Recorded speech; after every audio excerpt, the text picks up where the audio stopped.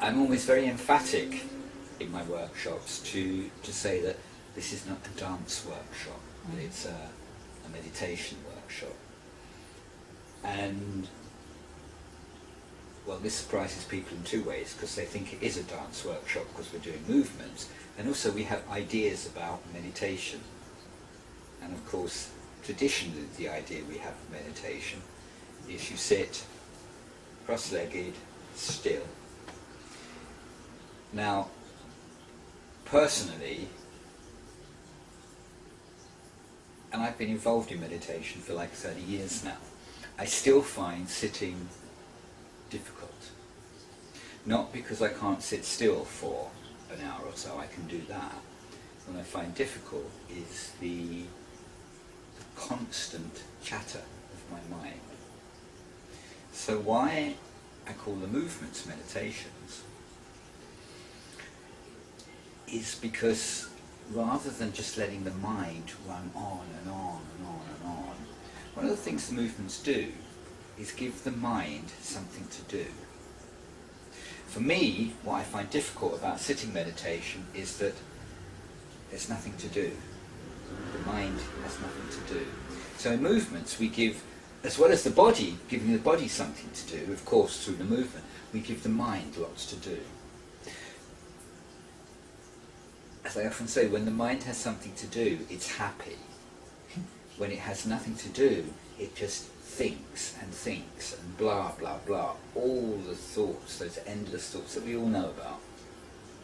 So in movements we give the mind lots to do in various ways. The movements are not improvisational or expressive movement. They're very structured, they're very formal. We learn series of postures, series of movements. So we have to remember them. That's one thing the mind has to do. Often they're quite complex sequences. We're counting. We're constantly counting. Which, by the way, is another reason people might feel sometimes scared of the movements, because they think counting, this is like mathematics at school. But of course it's not. Another way we use the mind as a way to keep the mind in the present moment is I constantly ask the participants to put their attention on their body. The body, obviously, is always in the present. So if we put our attention there, that immediately helps bring us to the present. So in movements we're often what I call tracking the body. We're observing exactly what we're doing, so that we're not doing it like a robot. We're conscious of the arm or the leg moving in a certain way or through a certain number of postures. And plus, we ask people to what we call sense their body. That simply means to feel it physically. It's like we all inhabit a body.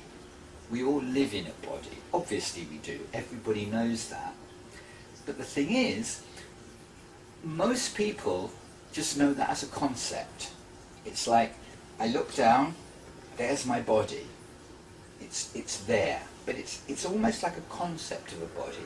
I don't really have any physical feeling of it. Unless part of the body aches. When I have a headache, I feel my head. When I have a backache, I can feel my spine, my back.